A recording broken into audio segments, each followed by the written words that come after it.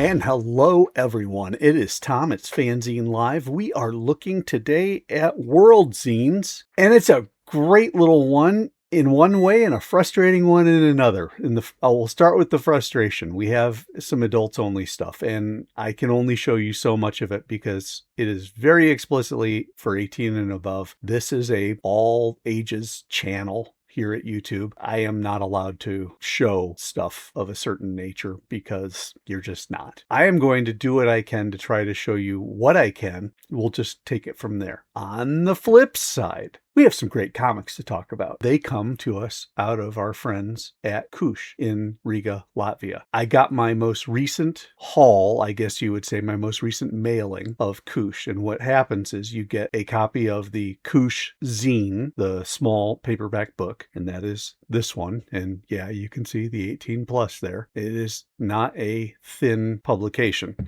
And then you get yourself 4 mini-kušes that come as well as part of your subscription. And yes, this is a subscription service, and yes, you pay for it and the stuff comes to you, and it's great. It comes in the mail, very well packaged. Everything survived the trip from Europe without any problem. The book itself, and I'm going to use this edition as a proxy just because I don't want to open this up and expose myself to any trouble with YouTube. The book itself is neat in the sense that you get a bookmark that is in line with the theme of the cover. You get, usually, it's a mini print, all cardstock, and this is, of course, cardstock bookmark. The mini print is a reproduction of the cover, as is the one for here. You can actually see that there's a piece of it sticking out. So that's pretty cool. Nice, hefty construction, great looking paperback book. I'll talk a little bit about this. I'm not going to open it up, but I will say this. This is Kush's 18th birthday. They thought they would have some fun with it, so they made it clearly 18 plus. They've got it right there on the cover. And yes, there is some explicit sexual material in there. It is some of the more emotionally mature, sexually explicit material that I've seen. As an interesting counterpoint, that's only in about, 2 or 3 maybe stories in here. The rest of it, I didn't really see as being 18 plus in its content, but there are a couple that I just can't. We're going to put that aside. It is a great zine, always is interesting, always has different themes. I mean, for example, this one that I pointed out, this is issue 51. This is 58. Issue 51's theme was mindfulness. And it's all cartoons and meditations on mindfulness. That one's about adult material. But then you get these, and these are 4 mini comics, mini-kušes. They're all the same size. They're physically the same size as the book. The difference is, whereas this is an anthology, these are 4 unique stories to themselves. So it's kind of a long form of the book, but in a way, because this is probably 10 to 15 contributors, these are single contributor pieces. They are shorter works, but they are longer stories by each of the contributors.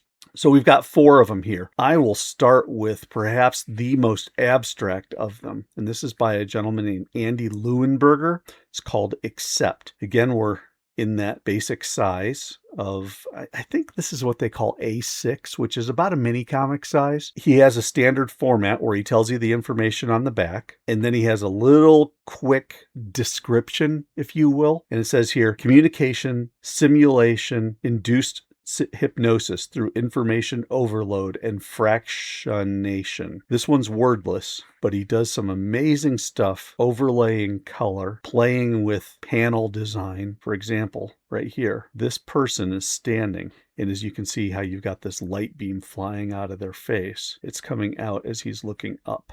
And then you start getting into the visual discussion of communication between people. This one, he ducks. I like that. This one, it doesn't go as far as he would like. This one has some, I don't know what's the right word, some corruption of the white stream. This one goes across, and finally lands. So it's a neat discussion using panels of what could happen in communication, using proxies to communicate between each other, small, medium, large size communication and connection. It appears that this is all done by a computer. Could just be a pixelated scan or something like that. But it's got some really interesting ideas. Look how one goes up to the other, how these two connect, how this one dropping out his information and slowly drowning in it. So very cool. then, of course, the mind-blowing at the end. I like that. I like that a lot. That's one that really makes you think. I'm going to do this next one because this is probably, from a societal point of view, this is probably the most controversial. And that's saying something when you've got yourself something that's so explicit that you can't show it. This is the confession of a nose-picking lover. And it's all about this cartoony person who picks their own nose. And yeah, he picking his nose. And he loves doing it. And it goes all about picking his nose and saying it's his favorite way to unwind, how he enters a primal state when he does that. He feels his existence when he picks his nose. But then he got a date. So he has to clean up and go out on his date. And when he gets nervous, he tends to pick his nose. So that's horrible. In that case, I will tell him that I started a nose picking course and teaching people different techniques. He's afraid that he's going to get caught picking his nose. Talking about his museum of nose picking. And then he's proud of his imagination even more than his nose picking skills. But in the end, he didn't do it. He didn't start a course. He didn't open a museum. There's no kitten living in his nose. He's just there picking his nose. It's his way of existing. So then he walks in, finds the person. He stops himself from picking his nose. And this person is picking at his ear. I like this in the sense that, especially with that little bit right at the end, the twist right at the end, it emphasizes the universality of kind of the awkward nature of humanity, how we all have our funny little things that we do that we probably aren't super proud of. And we're all different in our own way. He spends all this time talking about the societal shame and the feelings that one gets out of picking one's nose. And then at the end, it's a guy who picks his ear. And we'll do this one. This is called BLJ. It's by Leo Fox. It says, what connects the 1996 video game Super Mario 64 and the 1946 film A Matter of Life and Death, Futility, Despair, and Very Small Men on Very Large Staircases? And yeah, talking about how at the end of Super Mario 64, there's these infinite stairs. I never played the game, so I can't tell you about it myself. But it's a meditation on playing Mario and how you're not supposed to be able to get through this supposedly endless staircase because it's not truly endless. What it does is it teleports you back to the beginning of the stairs. So you're constantly climbing the stairs and you never can get out of it. And this says it's kind of like the MC Escher optical illusion, but it kind of gets deep, talking about what it means to be on this never-ending loop of a staircase.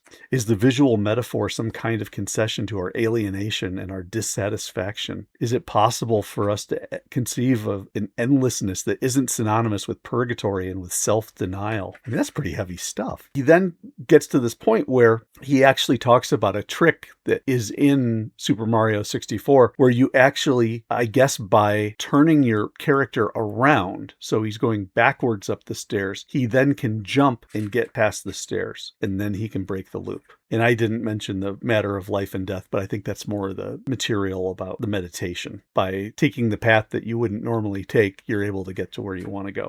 Again, neat little zine.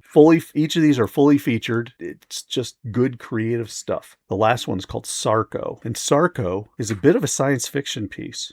And you see this lady, and she hears the screaming, goes out to her balcony and notices somebody must have jumped off a balcony of their own. So she goes off to work, and they've got these sarcophagus machines. And she sits there for a long time. Nice usage of the passage of time.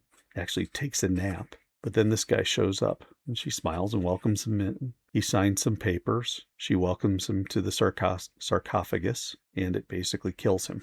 So you've kind of got a bit of a, oh gee, what would that be? A Soylent Green or a Logan's Run type of situation. She's done her part. She checks out, goes home. The guy's dead. They carry him away. She sees the blood stain from the guy at the beginning, and the statue at the beginning lost his head. So perhaps, because he had the head there, he didn't kill himself. It was the head that fell off, killed the guy. With Sarko, it's time to go. Interesting. Again, cartooning that you just don't see normally in the States. It always is intriguing. It's always different. The variations on this are just incredible. So I once again love Kush. I strongly encourage everybody to get it. Those are our issues for this mailing. So I thought it'd be fun to have you guys see what an entire mailing looks like. Hope you like this. Don't forget, you can always leave a comment. Always appreciate your thoughts on these types of things. like the video, subscribe to FANzine Live, and tell your friends, because we talk about kuš, and I will say that there are others on the internet who do talk about it because it's such a great service and a great series and a great publisher. I also can suggest that we go through it with a lot of frequency on our own, and we give our own spin here. Thank you again for watching, everyone. I'm Tom. This is FANzine Live, and I will catch you next time.